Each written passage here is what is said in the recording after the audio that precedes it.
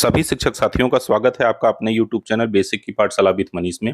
साथियों, आज के इस वीडियो में हम सभी सीखने वाले हैं कि हमारे प्रधानाध्यापक या इंचार्ज प्रधानाध्यापक किस प्रकार से अपने विद्यालय के कार्यरत सभी सहायक अध्यापकों का कक्षा आवंटन करेंगे। आदरणीय महानिदेशक बेसिक शिक्षा श्री विजय किरण आनंद जी द्वारा हाल ही में एक आदेश पारित किया गया, जिसमें यह कहा गया कि हमारे विद्यालय के सभी सहायक अध्यापकों का कक्षा आवंटन किया जाए और इसके लिए अंतिम निर्धारित तिथि जो रखी गई वह 20 जुलाई 2023 रखी गई है। इसलिए यह कार्य हमारे सभी प्रधानाध्यापक एवं इंचार्ज प्रधानाध्यापक द्वारा 20 जुलाई 2023 के पहले कर लेना है। तो आइए सीखते हैं कि किस प्रकार से हम लोग कक्षा आवंटन करेंगे। सबसे पहले हम अपने मोबाइल फोन या लैपटॉप के क्रोम ब्राउजर में जाएंगे, वहां से प्रेरणा up.in पर लॉगिन कर लेंगे। जैसे ही लॉगिन पर हम क्लिक करेंगे तो हमारे सामने इस प्रकार का इंटरफेस खुलकर आ जाता है। यहाँ से हम लोग बैंक डाटा अपलोड पर जाते हैं और टीचर लॉगिन पर क्लिक करते हैं और न्यू रजिस्ट्रेशन 2023-24 सेलेक्ट करते हैं। मोबाइल नंबर डाल करके अपना वेरीफाई कर लेते हैं और वेरीफाई करने के बाद OTP के माध्यम से हम लोग लॉगिन करते हैं। बाद जैसे ही लॉगिन करेंगे तो हमारे सामने इस प्रकार का इंटरफेस ओपन होकर के आ जाता है। यहाँ पर हम देखेंगे तो नीचे हमारे विद्यालय का ओवरऑल डिटेल दिखता है।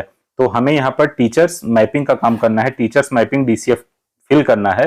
तो हम सबसे पहले यहाँ 3 डॉट पर क्लिक करेंगे। हम देखेंगे तो हमारे बाएं तरफ यहाँ पर 3 डॉट दिख रहा है, इस पर हम क्लिक कर देंगे। जैसे ही हम 3 डॉट पर क्लिक करेंगे तो हमारे सामने इस प्रकार का इंटरफेस खुल करके आ जाता है। इसको हम नीचे स्क्रॉल करके ले जाएंगे तो हमें नीचे दिखेगा टीचर्स क्लास मैपिंग DCF, इस पर हमें क्लिक कर देना है। जैसे ही हम टीचर क्लास मैपिंग DCF पर क्लिक करेंगे तो हमारे सामने एक नया पेज ओपन होकर के आएगा।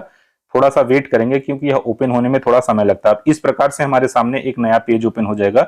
यहाँ पर हमारे विद्यालय का ओवरऑल डिटेल दिखेगा, जिसमें जिला का नाम दिखेगा, ब्लॉक का नाम दिखेगा, विद्यालय का प्रकार दिखेगा, विद्यालय का नाम, UDAS कोड, इसके बाद हेडमास्टर का नाम दिखेगा, विद्यालय में कुल विद्यार्थियों की संख्या, यह सारी चीजें ऑटो फील्ड होगी। यहाँ पर एक चीज लिखा दिखेगा, विद्यालय में औसत विद्यार्थी की उपस्थिति।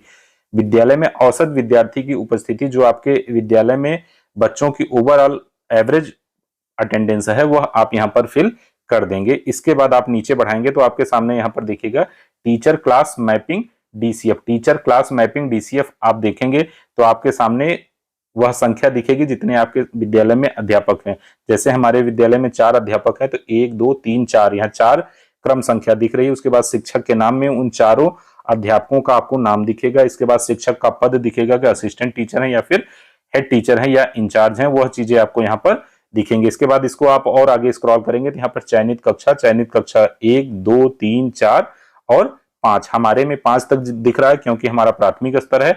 अगर आपका विद्यालय कंपोजिट है या फिर अपर प्राइमरी है तो भी आपको कक्षाएं 8 तक दिखेंगी। उच्च प्राथमिक विद्यालय है तो 6 से 8 दिखेगा और अगर कंपोजिट है तो 1 से 8 तक दिखेगा। तो वह आपका विद्यालय के प्रकार पर निर्भर करता है कि आपको कितनी कक्षाएं दिख रही हैं। अब हम देखते हैं कि हम अपने अध्यापकों को किस प्रकार से कक्षा का आवंटन करते हैं। तो सबसे पहले यहाँ देखेंगे हमारे पहले अध्यापक जो हैं असिस्टेंट टीचर हैं, इनके सामने हम स्क्रॉल करेंगे तो हमारे सामने चयनित कक्षा 1 दिख रहा है। तो अब कक्षा 1 के लिए अगर हमें इन्हें सिलेक्ट करना है कि हमारा जो पहले अध्यापक हैं, मानते हैं पहला अध्यापक हमारा है जिसका नाम है A, तो A अध्यापक को अगर हम कक्षा 1 सेलेक्ट करना चाह रहे हैं तो यहाँ हम सेलेक्ट पर क्लिक करेंगे और इनको कक्षा 1 सेलेक्ट कर देंगे। मान लीजिए कक्षा 1 के बजाय हम इनको कक्षा 2 सेलेक्ट करना चाह रहे हैं तो 2 दे देंगे। अगर हम इनको कक्षा 3 सेलेक्ट करना चाह रहे हैं तो 3 दे देंगे। कक्षा 4 सेलेक्ट करना चाह रहे हैं तो 4 सेलेक्ट कर देंगे। इस प्रकार से हम इनकी कक्षाओं को अलॉट कर देंगे। और मान लीजिए कि हम ये चाहते हैं कि हमारे जो ये पहले अध्यापक हैं, जो हमारे अध्यापक जिनका हमने नाम A दिया, अगर इनको हम कक्षा 1 भी देना चाह रहे हैं और 1 के साथ कक्षा 4 भी देना चाह रहे हैं तो हम यहाँ से कक्षा 1 को सेलेक्ट कर देंगे और इसके बाद यहाँ आकर के कक्षा 4 भी इनको हम सेलेक्ट कर देंगे। इस प्रकार से हमने पहले अध्यापक को कक्षा 1 और कक्षा 4 सेलेक्ट कर दिया। अगर आप चाहते हैं तो पहले अध्यापक को आप केवल एक ही कक्षा भी अलॉट कर सकते हैं। वह आप पर पूर्णतः निर्भर करता है कि आप अपने किस अध्यापक को कौन सी कक्षा अलॉट करना चाह रहे हैं। ठीक इसी प्रकार से हम अपने दूसरे अध्यापक को देखते हैं। मानते हैं हमारे दूसरे अध्यापक का नाम B है, तो B के सामने भी हमारे वही सारे ऑप्शन दिखेंगे, कक्षा 1, कक्षा 2, कक्षा 3, कक्षा 4, कक्षा 5। तो इस प्रकार से हम मान लीजिए जो हमारा अध्यापक B है उसको हम कक्षा 3 अलॉट करना चाह रहे हैं तो हम यहाँ से कक्षा 3 अलॉट कर दिए। कक्षा 3 के साथ हम चाहते हैं कि इनको हम कक्षा 5 भी दें तो हम यहाँ से कक्षा 5 भी अलॉट कर देंगे। तो इस प्रकार से हम इनका कक्षा अलॉट कर लेंगे। हमारे प्रधानाध्यापक या इंचार्ज प्रधानाध्यापक इसी प्रक्रिया को दोहराते हुए अपने विद्यालय के सभी शिक्षकों को कक्षा का आवंटन कर देंगे। उसके बाद आप नीचे बढ़ेंगे, जैसे ही आप नीचे स्क्रॉल करके आएंगे तो यहाँ आपके सामने दिख रहा है क्रम संख्या में 1 2 3, एक आपका क्लास 1 है, 2 आपका क्लास 2 है, 3 आपका क्लास 3 है। इसके बाद कक्षा 1 में विद्यालय में कुल विद्यार्थियों की संख्या, अभी कक्षा 1 में इनरोल्ड 4 बच्चे हैं तो हमारा 4 दिख रहा है। कक्षा 2 में 29 बच्चे हैं और कक्षा 3 में 15 बच्चे हैं। तो आपके विद्यालय में जिस कक्षा 1 2 3, चूंकि यहाँ पर निपुण स्टूडेंट की संख्या देनी है और निपुण लक्ष्य जो है वो कक्षा 1 2 3 के लिए रखा गया है, तो यहाँ पर हमारे 3 क्लास दिख रहे हैं 1 2 3। तो यहाँ पर कक्षा 1 में 4 बच्चे हैं, कक्षा 2 में 29 बच्चे हैं, कक्षा 3 में 15 बच्चे हैं। आपके विद्यालय में जितने बच्चे होंगे क्लास वाइज वो दिखेंगे।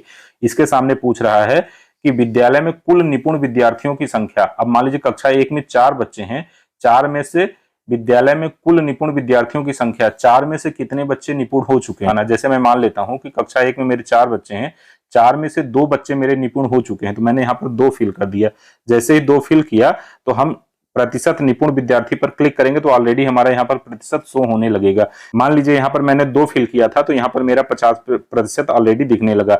अगर इसी 2 को हटा करके हम 1 कर दें, मानते हैं कि 4 में से केवल 1 बच्चा मेरा निपुण हुआ है, तो यहाँ पर हम जैसे प्रतिशत पर क्लिक करेंगे तो हमारा 25% दिखने लगा। मतलब मेरे कक्षा 1 के 25% विद्यार्थी जो है वो निपुण हो चुके हैं। इसके बाद आप कब तक इस कक्षा को निपुण बनाएंगे, तो हमारी जो कक्षा 1 है इस कक्षा को हम कब तक निपुण बना लेंगे। हमारे 4 बच्चे हैं, इन चारों बच्चों को हम कब तक निपुण लक्ष्य प्राप्त करा लेंगे, तो वह तिथि हमको यहाँ पर लिखना है। जैसे इस पर आप क्लिक करेंगे तो आपके सामने इस प्रकार से जो है कैलेंडर खुल के आ जाएगा। मानते हैं कि अगर इस बच्चे को हमें 31 दिसंबर 2023 तक कक्षा 1 को हमें निपुण बना देना है, तो हम यहाँ से मंथ सेलेक्ट कर लेंगे दिसंबर और डेट सेलेक्ट कर देंगे हम यहाँ से 31। इस प्रकार से 31/12/2023 हमारे सामने फिल होकर के आ जाएगा। 31 दिसंबर 2023 तक इस कक्षा को हम निपुण बना देंगे। यह हमने अपने एक अनुमान के तहत कहा है। आप अपने कक्षा 1 को जब तक जिस डेट पर निपुण बना पाएंगे उस डेट को आप यहाँ पर एडवांस में फिल कर देंगे। यह एक एग्जाम्पल के तौर पे था। आप इसे 31 मार्च 2024 भी कर सकते हैं, 31 दिसंबर 2023 भी कर सकते हैं, या आप जब तक अपने इस कक्षा को निपुण बना पाएंगे उस डेट को आपको यहाँ पर लिखना है। ठीक इसी प्रक्रिया के माध्यम से आप कक्षा 2 को भी कर सकते हैं। कक्षा 2 में 29 बच्चे मानते हैं, 29 में से मेरे 15 बच्चे जो हैं वो निपुण हो चुके हैं, मैंने यहाँ पर 15 लिख दिया। अगर मेरे 15 बच्चे निपुण हो चुके हैं तो मेरा ऑलरेडी 51.72% बच्चे मेरे निपुण हो चुके हैं। अब इस कक्षा को हम कब तक निपुण बना लेंगे, हम मान लेते हैं कि इसको हम जो है नवंबर तक ही 1 नवंबर को बना लेंगे, तो हम यहाँ से नवंबर सेलेक्ट कर लेंगे और डेट में यहाँ पर 1 सेलेक्ट कर देंगे। 1/11/2023 तक हम इसको निपुण बना लेंगे। यह मैंने अनुमान लगाया है। तो आप इस प्रकार से भी अपने विद्यालय के बच्चों को कब तक निपुण बना लेंगे वह संख्या आपको यहाँ अनुमानित लिख देना है। इसके बाद आपके सामने ऑप्शन आएगा कि आपका विद्यालय कब तक निपुण बन जाएगा। जो हमारे प्रधानाध्यापक हैं उनको यह बताना होगा कि हमारा विद्यालय कब तक निपुण बन जाएगा। उसके लिए आप यहाँ पर क्लिक करेंगे, आपके सामने कैलेंडर ओपन हो जाएगा और आपको यहाँ पर वह डेट सेलेक्ट कर लेनी है कि आप अपने विद्यालय को कब तक निपुण बना लेंगे। अगर आप 31 दिसंबर 2023 तक बना लेंगे तो 31 दिसंबर सेलेक्ट कर लीजिए, 31 मार्च 2024 तक बना लेंगे तो वह डेट आप यहाँ पर सेलेक्ट कर लेंगे। इसके बाद आपसे पूछा जा रहा है कि क्या आपको अपने विद्यालय को निपुण बनाने के लिए किसी प्रकार के टीएलएम की आवश्यकता है। यदि आवश्यकता है तो हाँ सेलेक्ट करेंगे, और नहीं आवश्यकता है यहाँ से आप हाँ सेलेक्ट कर सकते हैं, यहाँ से आप नहीं भी सिलेक्ट कर सकते हैं। तो अगर आपको आवश्यकता है तो आप हाँ सेलेक्ट करेंगे और नहीं आवश्यकता है तो नहीं सेलेक्ट करेंगे। यदि हाँ सेलेक्ट करते हैं तो आपको यहाँ पर वह लिख देना है कि आपको किस प्रकार के टीएलएम की आवश्यकता है और उन टीएलएम्स के आप यहाँ पर नाम लिख देंगे और नीचे आप फाइनल सेव पर क्लिक कर देंगे। जैसे ही आप फाइनल सेव करेंगे तो इस प्रकार से आपका teacher class mapping DCF complete हो जाएगा। उम्मीद है साथियों आपको इस वीडियो से कुछ ना कुछ जानकारी जरूर मिली हुई होगी। निवेदन है यदि आप चैनल पर नए हैं तो चैनल को अवश्य सब्सक्राइब कर लीजिए तथा वीडियो को लाइक करना ना भूलिए, जिससे ऐसे ही और इन्फॉर्मेटिव वीडियो बनाने के लिए मुझे प्रेरणा मिलती रहे। धन्यवाद।